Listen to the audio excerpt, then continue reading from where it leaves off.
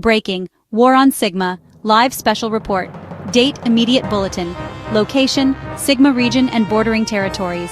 Status, full-scale conflict. Urban combat, heavy weapons, cyber and electronic warfare, mass civilian displacement. 1. Situation summary, fast facts. At dawn, coordinated strikes by coalition forces targeted Sigma's 3 main command hubs. Sigma responded with a combination of guerrilla ambushes, suicide drone swarms, and scorched earth cyber attacks. Major population centers are cut off, power blackouts, internet outages, and repeated air/indirect fire strikes. Humanitarian services have collapsed in several districts. Hospitals report being overwhelmed or forced to relocate. Casualties. Thousands reported killed or wounded across both sides and civilians.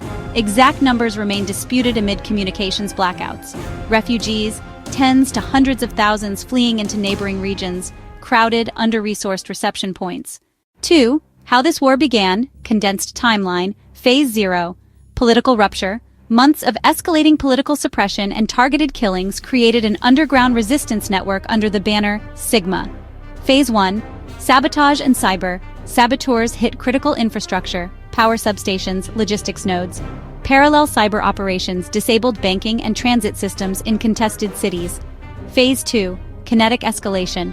Coalition forces launched precision strikes on suspected Sigma command locations. Sigma responded by weaponizing commercially available drones and improvised rocket systems. Phase 3.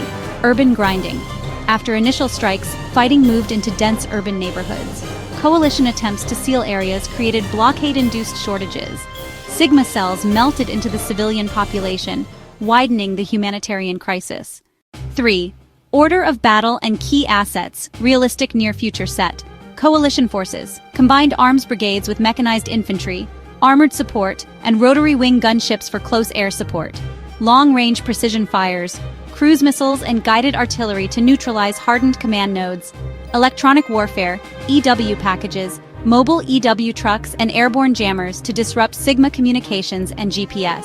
Special operations task forces, surgical raids aimed at decapitation of Sigma leadership, supported by ISR, intelligence, surveillance, reconnaissance drones.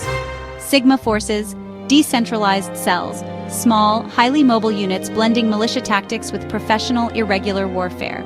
Loitering munitions, kamikaze drones, inexpensive, mass-produced quadcopters modified to deliver explosives onto vehicles and static defenses. Improvised rocket artillery, IRA, truck-mounted launchers firing unguided rockets into coalition staging areas and checkpoints. Cyber cells, teams conducting ransomware, power grid manipulations, and data-wiping attacks targeting logistics and hospital IT. Urban booby traps and ambushes, weaponized small arms, IEDs, and sniper teams sown through dense neighborhoods. 4. Key targets and control stations. Sigma Nexus, Command Node A, hardened underground command and control center beneath an industrial district.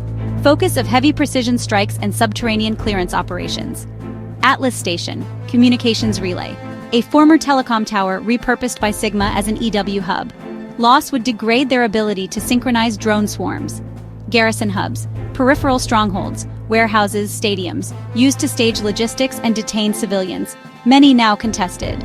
Humanitarian corridors, internationally proposed corridors for evacuees and aid, repeatedly disrupted by artillery and roadblocks. 5. Weapons and tactics in use. What makes this especially brutal?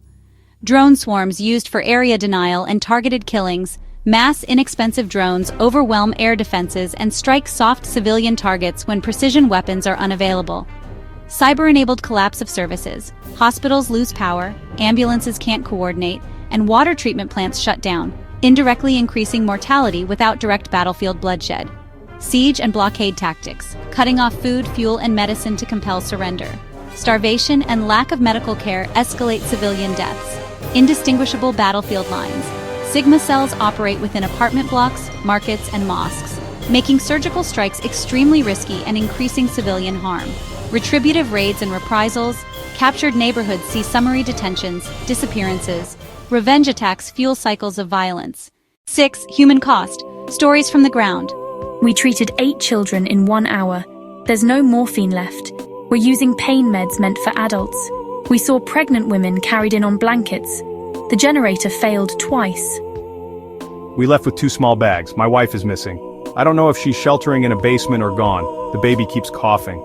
A strike on a logistics warehouse turned a reception center into ruins. Survivors say warnings to evacuate came too late, communications were down, and roads were blocked. These vignettes are typical of urban conflicts where modern weapons meet dense civilian life. The worst effects are often indirect: loss of medical services, hygiene, and shelter. 7. Humanitarian and legal implications. Displacement and disease risk. Overcrowded camps, contaminated water, and interrupted vaccinations raise the risk of disease outbreaks. Civilian protection laws strained. With fighters embedded among civilians, distinguishing combatants becomes legally and morally fraught. Allegations of violations by both sides are likely and will complicate post-war justice. Aid blockage. Combat operations and security concerns hamper aid convoys. Humanitarian agencies are calling for protected corridors, but access is sporadic. 8. Possible trajectories, best to worst case.